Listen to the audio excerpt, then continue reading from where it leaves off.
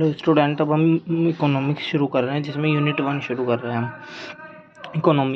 Economy की famous book कौन सी थी? An inquiry into the nature and causes of a wealth of nation, जिसमें किसने लिखी थी? एडम स्मिथ ने। ये फर्स्ट फेमस बुक थी इनकी। अब इसमें मेन टॉपिक जो आता है वो आता है डिफिनीशन ऑफ वेल्थ। वेल्थ क्या होता है? Economy is a science of study of wealth. Economic एक साइंस है जो स्टडी करता है वेल्थ की। वेल्थ का मतलब क्या होता है? Wealth is a defining stock of goods. Goods का स्टॉक करना, existing at a given timing, having more money value. Stock, goods का स्टॉक कर लेना, उसके बाद जब हम पर गुड्स नहीं होगा तो उससे हम अपनी मनी की वैल्यू बढ़ा सकते हैं। ये हमारी किसने दी थी? एडम स्मिथ ने। डेफिनेशन ऑफ वेलफेयर जो कि अल्फ्रेड मार्शल ने लिखी थी 1890 में। ये भी हमारी ऐसी थी। Welfare means social efforts to promote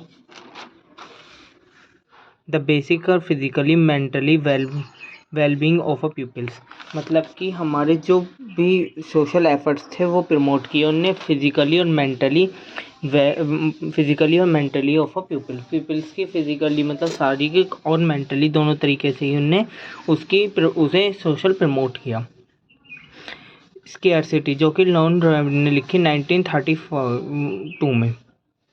इसका मतलब सबको पता होता है। स्केर्सिटी का मतलब क्या? Limitation of resources, unlimited of wants and proper use of resources. ये सब चीज़ें हमारी क्या थी? स्केर्सिटी। एक डेफिनेशन ऑफ ग्रोथ जो कि पाउले ए वेसल सन 1948 में लिखी थी।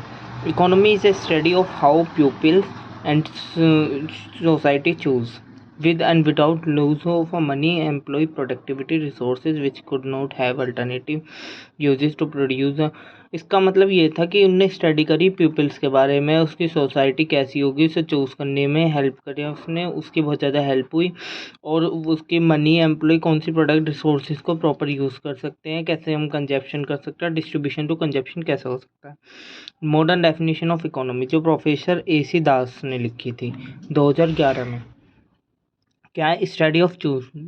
उन्हें स्टडी करी चूज के लिए of the all in a maximum production, जिससे कि वो मैक्सिमम प्रोडक्शन कर सके, कंजप्शन कर सके और बेनिफिट्स ले सके रिसोर्सेज का, और उसमें से सरप्लस ले सके। सरप्लस का मतलब क्या होता है? प्रॉफिट।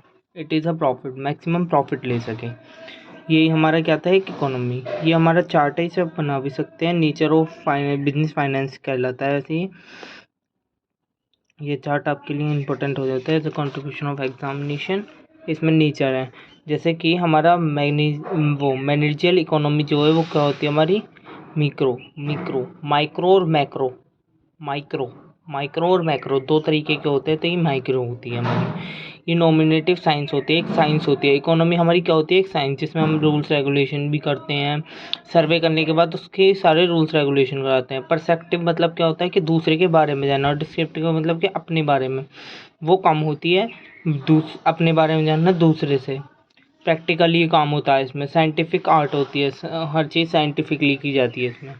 इन्हें मैंने एक्सप्लेनेशन दे दिया। मार्केटिंग सभी को पता है कि जिसमें buying and selling of a goods from one place to another में और प्रोडक्ट करना। फाइनेंसिंग अकाउंटिंग सबको पता है। Financing accounting are interdependent because we can be calculate the complete sale and cost of the information. कितनी cost लगी, उसमें कितना बजट था, सब कुछ देखा। प्रोडक्शन कितना हुआ, क्या कितनी कॉस्ट में हुआ, ये सब चीज़ देखी जाती है।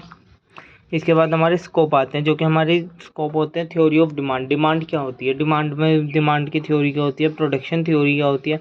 जो कि प्रोडक्शन होता है तो वो मैन्युफैक्चर टू डिस्ट्रीब्यूशन तक का प्रोडक्शन जो होता है वो होता है डिमांड। हम आगे वाले चैप्टर में पढ़ेंगे। थ्योरी ऑफ एक्सचेंज या प्राइस थ्योरी। प्राइस सेटअप करने एक प्रोडक्ट के, वो प्राइस थ्योरी कहलाती है हमारी। प्रॉफिट जो कि टोटल रिवेन्यू में से अपनी टोटल कॉस्ट माइनस करके निकालते हैं, वो हमारा प्रॉफिट होता है। कैपिटल कितनी लगाई, कितनी इन्वेस्ट की, ये सब चीज़ देखते हैं। एनवायरमेंटल इशू, क्या एनवायरमेंट का कोई इशू तो नहीं बैठ रहा है, ये सब चीज़ें वो करते हैं। Thank you so much. Please like subscribe channel. आपकी यूनिट 1 कंप्लीट हो चुकी है।